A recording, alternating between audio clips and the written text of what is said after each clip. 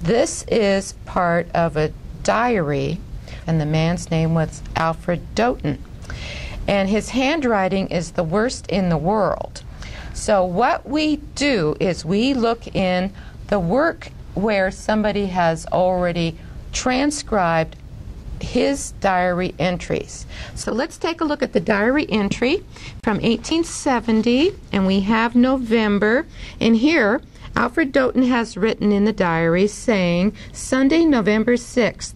That means he's left out something when the man put this entry in. And it says, though, the railroad train robbed night before last was again robbed near Corrine last night in a similar manner, ... Maybe he left something important out. Well, I think we should look at the original diary. That's pretty cool you have the original journal. Let me get it out of this box. We'll find the one that's for 1870, and here it is in its special cover. The railroad train robbed night before last was again robbed. That's really hard to read. Isn't it? Is there any other journals from that time era? You know, the 1870s are very hard to find material, and we don't have very many. I was really hoping that the Alfred Doughton diary would help us out. I don't think we have anything more from this particular time that's really going to help you out, Alex. Okay. How'd you do? Well, I found some interesting things, but I didn't find any clues. Well, you know, it's a tough search, and it takes a long time, and you have to look through a lot of records. But while you were with Jackie, I called a friend of mine that manages the Wells Fargo archive. And, you know, we got some real interesting information there. We found out that, in fact, remember that newspaper article that said that there was $700 that was all that was left out there? Mm-hmm. Well, it wasn't just $700. That was an exaggeration in the down direction. It's really $1,100 that weren't recovered. So there's a whole bunch more gold coins out there. It's a lot of work. Do you think it's worth it? Oh, you bet. You know, I get to do this for a living, and I have a lot of fun with it, but the real treasures are inside the covers of these books, because that's how we find this stuff. And let me give you an example. Here's the little piece I'm working on right now. It's a little silver ingot. On one side says Maryland, the other side says Nevada, and it says Robert H. Small to W.U. Saunders. And it seems like not much, really, but it's engraved in the style of the 1860s or 70s, and so I wanted to find out about these people and who they were. And sure enough, in this volume from 1870, we find three full columns on the front page of the Territorial Enterprise in April 1870 of a speech that Robert H. Small made on the eve of the 15th Amendment. And we find out that he's an African-American miner working in Treasure Hill, Nevada, and has come back to work in the Comstock. And that, in fact, he's a member of an early union promoting African Americans to get together and work and form companies and do all of that kind of stuff. And so what's so cool about this is here's this little silver ingot we find out is from 1869 and represents a really important part of history, and we never would have known it without all this digging. How much is it worth? You know, with a story like that we found, probably $50,000. This is real treasure. Whoa, that's a lot. Well, you found something pretty neat. Should I keep looking? Well, that's the million-dollar question, because if you don't keep looking, you can't find something. And sometimes the treasure you're looking for isn't the one you're going to find.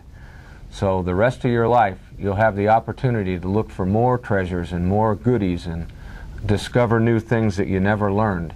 And one of the great treasures is just learning how to do that.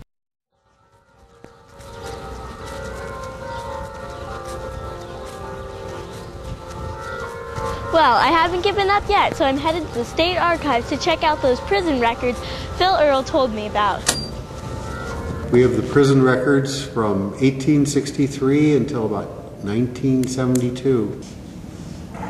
This is a book. It's a register of prisoners, of all the prisoners that came into the prison from 1866 to 1887. The Verdi Train Robbery happened in November of 1870. What do these guys look like? Well, that's a little too early for pictures of inmates, but we do have some pictures of the prison. This is a color postcard of how the prison looked about that time that they were there. Office of Nevada State Prison, April 9th, 1881. Did you find anything? Not really, but at least the handwriting's not too bad. What kind of other information did you gather in your fact-finding mission? I got this newspaper article from Fred Holabird, and something I found interesting was the coins fell into a ravine. Maybe we should try and track this back to where they found them and see if they give us any directions. It says, taking the Honey Lake Road at the Central Pacific Railroad, they traveled some 3 miles when they left the highway and traveled a considerable distance down a canyon. If we could find that road, we might be able to find that canyon. These were the original survey maps that were done in the 1860s, and they have a lot of the old roads and place names. This is the Truckee River. And we know from the newspaper article that they escaped along this road after the robbery, and then they went north 3 miles. 1, 2, 3.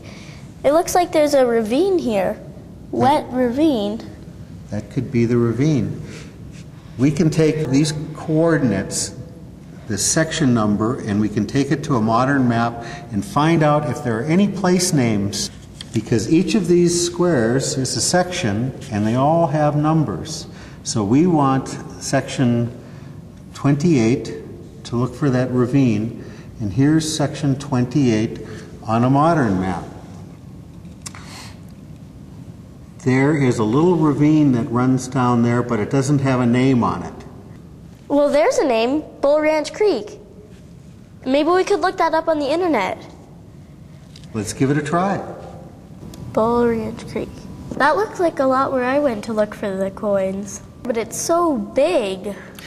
Well, remember the maps? There's a trail map. Let's go click on that and see where it goes. That looks like the road, and then there's 2 ravines. Maybe the newspaper article has some clues. In this ledge of rocks there was a natural cleft, and into this the robbers had poured their golden plunder. It looks like there's some rocks here. Maybe that's where they poured it. It would really be cool if I could see a glint of gold in there.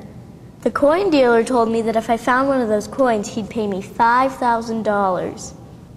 Well, I know what I'm doing this weekend. Maybe you'll find some clues before I do. Who knows what you'll find with your sleuthing mind? The Nevada State Library and Archives is the institutional memory of Nevada State government. It preserves the records that document the history of all 3 branches of Nevada government, dating back to when it was part of Utah Territory. Thousands of historical records, maps, and images are held here in public trust and available to all Nevadans. Such first-hand documents inspire learning and enrich the study of history for teachers and students of all ages. Call 775-684-3310 or go to nevadaculture.org and click on State Archives.